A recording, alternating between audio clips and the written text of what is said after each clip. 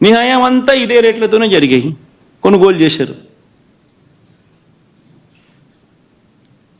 మరి ఇప్పుడు కూడా అదే రేట్లతోనే కొనుగోలు జరుగుతూ ఉంది. కేవలం చంద్రబాబు నాయుడు ఇప్పుడు ఆయన హెరిటేజ్ పాలను కార్టెల్ ఫామ్ చేసి నెయ్యి రేట్లు పెంచేసి ఆ కార్టెల్లో చంద్రబాబు నాయుడు హెరిటేజ్ కంపెనీ లాభపడాలనే ఉద్దేశంతో కొత్తగా ఇప్పుడు రేట్లు పెంచడం కోసం అని చెప్పి కొత్తగా ఇప్పుడు మాట్లాడుతూ ఉన్నాడు చంద్రబాబు నాయుడు. అదే క్వాలిటీ నెయ్యి ఐఏ స్పెసిఫికేషన్స్ నువ్వు అడిగేది. దశాబ్దాలుగా నువ్వు ఐఏ స్పెసిఫికేషన్స్ అడుగుతున్నావు. అవే స్పెసిఫికేషన్స్ అప్పుడు అడుగుతున్నావు, అవే స్పెసిఫికేషన్స్ ఇప్పుడు అడుగుతున్నావు. అదే క్వాలిటీ అప్పుడు అడుగుతున్నావు, అదే క్వాలిటీ ఇప్పుడు అడుగుతున్నావు.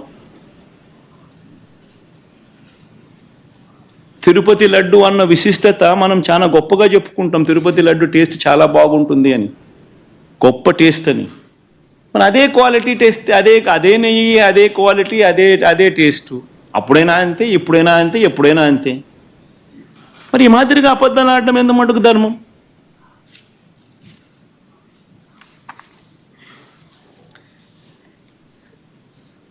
చంద్రబాబు గారి పాపాలు నిజంగా ఒక్కొక్కటిగా కూడా బయటకు వస్తూ ఉన్న నేపథ్యంలో ప్రజలందరూ కూడా చంద్రబాబు నాయుడు గారిని వేలెత్తి చూపించే కార్యక్రమం జరుగుతూ ఉన్న నేపథ్యంలో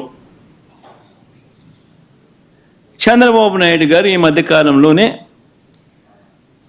లడ్డూ టాపిక్లో చంద్రబాబు గారు ఎప్పుడైతే ఈ మాదిరిగా చంద్రబాబు నాయుడు గారు ప్రజలు చంద్రబాబు నాయుడు గారు చేసిన తప్పును ఎప్పుడైతే తప్పులు పట్టడం మొదలుపెట్టారో, ప్రజలకు ఎప్పుడైతే వాస్తవాలు తెలియడం మొదలెట్టాయో అప్పుడు ఈ పెద్ద మనిషి ఏం చేస్తాడు?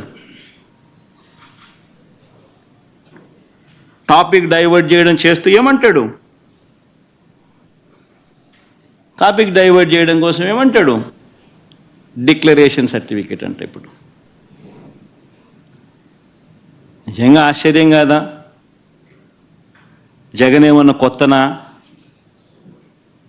రాజశేఖర రెడ్డి గారు ఏమన్నా కొత్తనా? నా మతం ఏమిటని తెలియదా ఎవరికైనా ఆంధ్ర రాష్ట్రంలో కానీ దేశంలో కానీ? నా కులం ఏమిటి అని చెప్పి ఎవరికి తెలియదా రాష్ట్రంలో కానీ దేశంలో కానీ? రాజశేఖర రెడ్డి గారు 5 సంవత్సరాలు ముఖ్యమంత్రిగా ప్రతి సంవత్సరం బ్రహ్మోత్సవాలకు వస్త్రాలు నాన్నగారే సమర్పించారు. నాన్నగారు కొడుకునే కదా నేను కూడా తిరుపతికి ఎన్నోసార్లు పోయా కదా ఇంతకు ముందు కూడా, ముఖ్యమంత్రి కాకమునుపు. అంతెందుకు నా పాదయాత్ర మొదలెట్టేటప్పుడు వెంకటేశ్వర స్వామి ఆశీస్సులు తీసుకొని మొదలెట్టా. నా పాదయాత్ర అయిపోయిన తర్వాత నేరుగా తిరుపతికి వెళ్ళి కాలినడకన కొండెక్కా.